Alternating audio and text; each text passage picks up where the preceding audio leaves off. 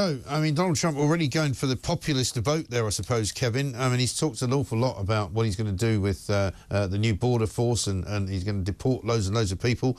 He's sort of hitting the ground running. He's not even going to be in charge for another couple of months. That's right. A couple more months, laying out policies and objectives right now, as a typical president would in his transition period. Also, of course, naming who he would like to see in his cabinet should the Senate confirm them. I think on the issue of homelessness and veterans, it's probably a winning issue for any president to talk about the need to house veterans who are on the streets, who are living on sidewalks. That's been a persistent problem for decades. I wouldn't say it's exclusive to any one administration. I can speak to that here in Los Angeles, where there's been controversies for many years about homeless veterans. But it certainly is, a point to make that there's been money spent on hotel rooms for, illegal aliens or asylum seekers. It'll be hard to cut off the spigot, as he said, because some of those hotels are being paid for by states, by counties, by cities, some of it certainly through federal money. But in the American system, the federal republic sometimes is state-run. Sometimes issues are federally run. Certainly, he's going to try to cut off federal funding to the states that might be participating in those programs, but it'll be a big issue. Sure. I mean, we have the same problem here. We've got migrants in hotels all over the place, and many hotels just shutting down for business, so nobody else can go and stay there because they've been kind of taken over hook, line and sinker. And whether it's local or federal funding, it's still all public money at the end of the day, right?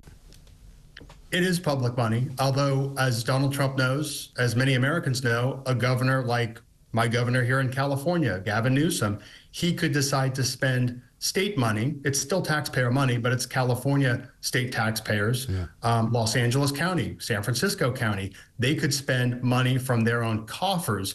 Now, it gets tricky because most states and counties receive federal funding for various programs. So the federal government can try to cut off some of that money. It's easier said than done in some cases, but I certainly think that is one issue you will see, as you do in most administrations, this tension between the president and the states who opposed him. So with Joe Biden, Texas is at loggerheads with him often. With Donald Trump, 5-6 years ago, it was California, New York, other blue states who were at loggerheads with him. Legal issues, funding issues, etc. Right.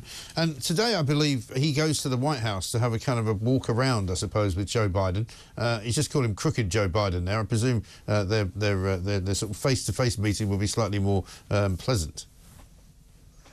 Yeah, it'll be interesting, although it's a lot different than it was, 15 years ago or 20 years ago or 30 years ago, when it was rather ceremonial, and it was typical for the outgoing president to, invite in the incoming president and his wife. 4 years ago, Donald Trump refused to have that meeting with Joe Biden, and so now Joe Biden is inviting Donald Trump in. Melania Trump is refusing to meet with First Lady Jill Biden, so there's still some of that frostiness and less of the civility that we've seen, that we've all grown up with, to be quite frank, with American presidential transitions. Sure. I saw a clip the other day of Jill Biden and Kamala Harris attending some event or other where they looked pretty frosty between those two as well. Yeah, Democratic politics and Republican politics, not unlike Labor and Tory politics, sometimes has odd bedfellows. Donald Trump and Gavin Newsom sometimes get along, even though they're Democrats and Republicans.